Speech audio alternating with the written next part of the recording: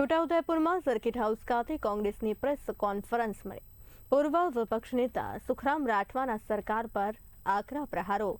મનરેગા યોજનાનું નામ બદલી પ્રજાને છેતરાયાનો આક્ષેપ કરવામાં આવ્યો। ગ્રામીણ આદિવાસી સમાજને અન્યાય થતો હોવાનો દાવો કરાયો।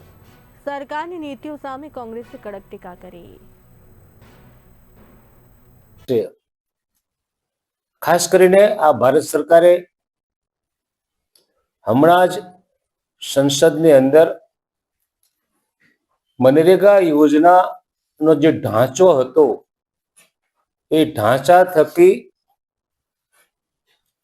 ગામડામાં છેવાડાના ગામ સુધી રોજગારી, જેને મજૂરીની જરૂર છે એવા ઈસમને મજૂરી મળી રહેતી હતી, એમાં ફેરબદલ કરીને આખી યોજનાનું નામ બદલી કાઢ્યું છે।